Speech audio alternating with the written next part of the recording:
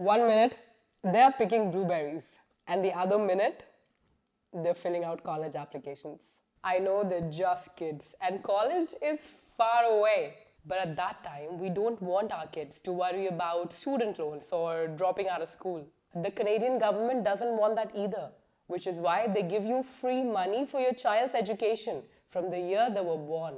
Free money. That doesn't sound right. RESP, a Registered Education Savings Plan account, is designed to save for your child's education. And for every dollar you contribute, you get 20% from the government, up to $500 per year, and a lifetime max of $7,200. And if you invest that money early, it can grow along with your child. So the biggest advantage you have right now is time. And by the end of this video, you will know exactly how to get started with your child's RESP. Because today, we're going to see key features of an RESP account, how to time your contributions so that you get the maximum grant from both the federal and provincial government. What happens to RESP money if your child decides not to go to college? Where can you open your RESP account? I'll show you a demo of how I invest my child's RESP money in both Canadian and US companies. And towards the end, I'll give you a bonus tip so that no matter how busy your life gets, you do not miss out on any free grants. It's going to be a fun video. So without further ado, let's begin.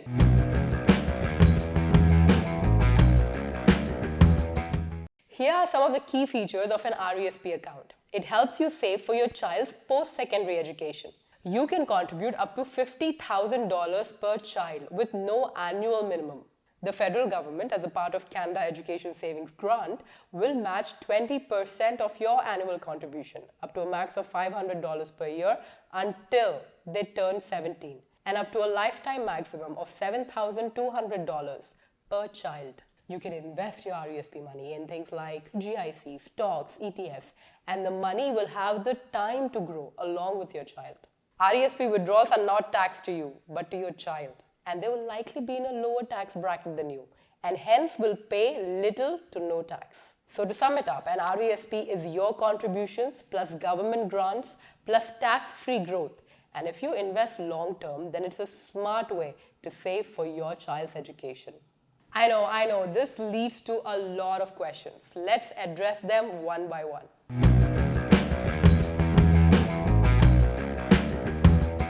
There's a lot of talk about when to put money in your RESP to get the full government grant.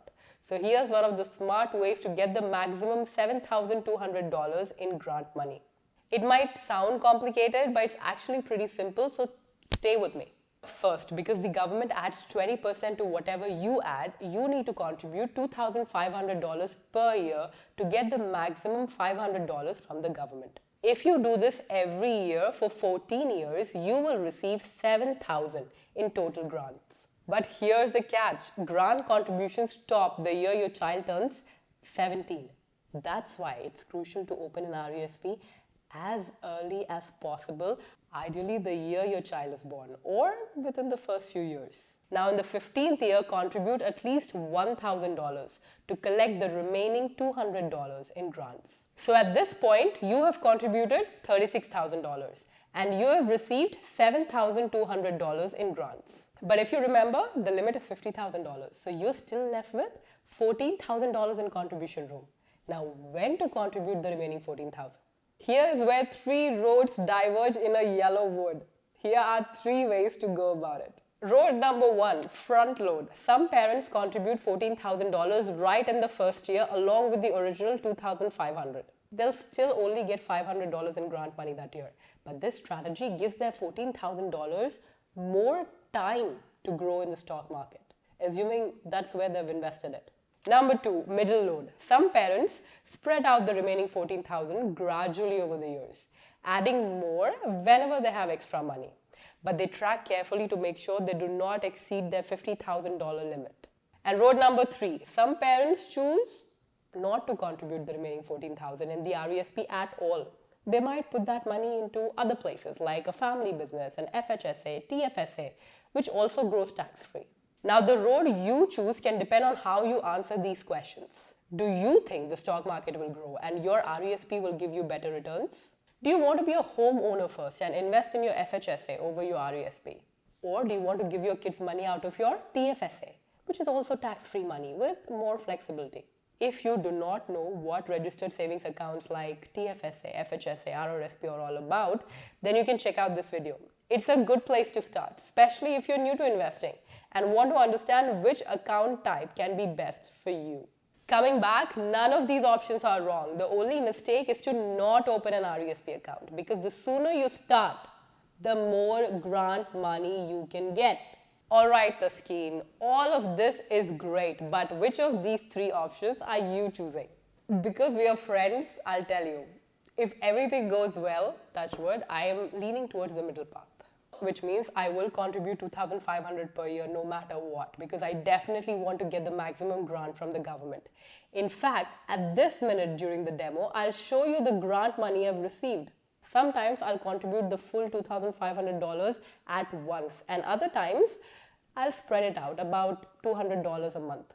And if I have any extra money left that year, I might add more money to my child's RESP. Again, there is no right way to do this, but there is a wrong way, which is taking too long to open an RESP account, because there are two more government grants available that you might qualify for. Number 1, CLB. If your child comes from a low-income household, they might qualify to get up to $2,000 from the government as a part of Canada Learning Bond. And number 2, provincial grants. If you live in BC or Quebec, your child may also be eligible for additional provincial incentives. For example, British Columbia offers a one-time grant of $1,200. You can read about these on the official website.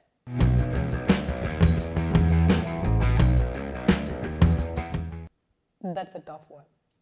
Let's hope we do our parenting right and dropping out is not in style. But if they don't want to pursue post-secondary education, here are some things to know about the RESP account. RESP money can be used for a bunch of other programs, including college, trade schools, technical programs, and even part-time training. RESP accounts can stay open for up to 35 years. So if your child decides to take a gap year or years, there is still time to use it. If you have a family RESP and one child doesn't use their funds, the leftover money can be transferred to a sibling, as long as they are also listed on the account. So what's the worst case scenario? If your child does not withdraw their RESP money, then you will need to return the grant money and pay tax on any investment gains. But that only happens if your investments actually grew, which is a good problem to have. And if you don't want to pay taxes on that, you can transfer around $50,000 into your RRSP if you have contribution room. That's not bad. I'm not losing my money. And the best case scenario, which I'm manifesting for you and for me, is that our children use their RESP money for post-secondary education and only pay tax on the grant money and investment earnings, also called the EAP. And your contributions can be withdrawn totally tax-free. That means they'll pay little to no tax at all. Now let's answer the question that has been on your mind since the very beginning.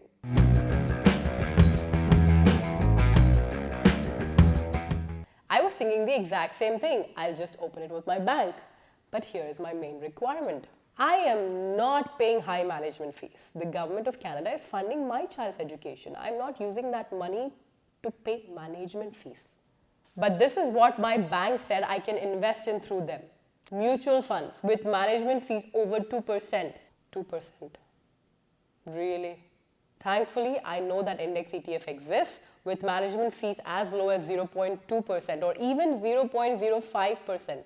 I know it does not sound like a lot. But let me use a calculator and compare my bank's mutual fund options with a passively managed index ETF. As you can see, I'll be losing around $25,000 in fees over time with my bank. And if I use the front load strategy, then I could be losing around $50,000 just in management fees. Money that my child could have used for their education. How is this happening, you might ask? Because the longer you stay invested, the more those high management fees quietly eat into your returns. I want the power of compounding to work for me and not for my bank. So I started looking at other options, and all of them can claim to be better than a bank. But that's a pretty low bar, don't you think? So if you really compare, Interactive Brokers charges the least fees, including for currency conversions. But they don't support RESP accounts as of today. And that led me to Questrade. They charge $0 in commissions. They let me invest in low-cost index ETFs. They charge a 1.5% currency conversion fee, but thankfully, they let me use Norbert's Gambit to reduce that to a flat fee. And best of all, they're a well-established Canadian platform that lets you manage your accounts like TFSA, FHSA, RESP, and more, all in one place. They check most of my boxes. Which is why I made a detailed video about the step-by-step process to open an RESP account with Questrade, apply for government grants through them, and use that money to buy a low-cost index ETFs without skipping any steps. If you scroll down to the description of this video and use my link to open your account, you will also get a $50 bonus from Questrade.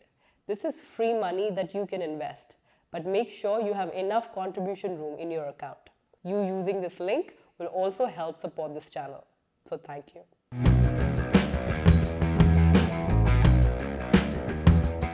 After all that theory, it's finally time for some practicals. This has always been the fun part for me.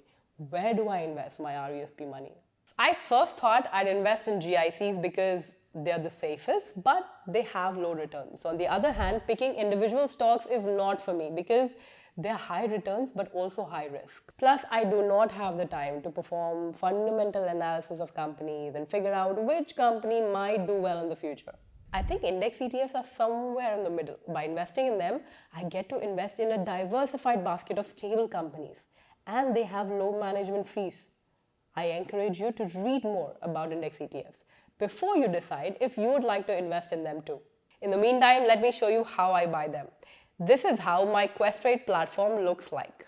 For this demo, I'll be buying QQQ. It's an index ETF that tracks the NASDAQ 100 index, which includes 100 of the largest non-financial companies like Apple, Nvidia, Microsoft, Amazon, Meta, etc. Just a quick disclaimer, this is not investment advice and I'm not recommending you invest in it. Just for this demo, if I had to invest $100 in QQQ, here's how I would do it. I'll enter the ticker symbol into the search bar. As you can see, it's listed on the NASDAQ, which is a US stock exchange. I click buy, enter $100 US, and since Questrade supports fractional shares, it shows me exactly how many shares my $100 will buy, which is a fraction of a share. I click on review order, and if everything looks good, I hit send, and that's it. To confirm, I head over to the summary tab, scroll down, and I can see that my $100 order was successfully executed. I now own QQQ. So how much did this cost me? Because I'm buying a US listed ETF using Canadian dollars, Questrade automatically applies a 1.5% currency conversion fee. So for this demo, I invested $100 US, which is around 139 Canadian dollars. 1.5% of that is roughly around $2, and that's what I paid in fees. That's not bad. But it gets tricky. If instead of $100 or $200 monthly in my RESP, I contribute $2,500 all at once. Then 1.5% of that is about $38 in fees, and that's too much. In this video, I invest $2,500 all at once and use Norbert's Gambit to reduce my $38 fee to around $11. And these $11 remain the same, whether I'm converting $2,500 or $14,000 or $50,000. I know it is sounding too much, but once you watch the demos in this video, it'll all make sense. And if you'd like me to make a detailed video on how I choose my ETFs, what I look for in them in terms of performance, expense ratios, then drop a comment below and let me know.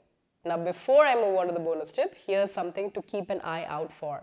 The CESG grant is transferred to your account within 6 to 9 weeks after you make your contribution. Let me show you my transaction history. I contributed around $2,450, and about 30 days later, I received $490, exactly 20% of my contribution, as a part of the grant. This was because I gave Questrade permission to apply for government grants on my behalf. It's an easy step to do during account opening, which I mentioned how to do in this video. And second, also keep an eye out for $50 from Questrade. When you use my link or enter my code, The Urban Fight, during sign up and fund your account with at least $250, Questrade will add $50 to your account. But turns out that $50 is credited within 90 days of funding. I've requested Questrade to see if they can process it faster if you use my code, but either way, keep an eye out for it. This $50 is money you can invest. Wow, that was a lot, and you made it till the end. So here's one last thing I'll leave you with to make sure you do not miss out on any of the grants.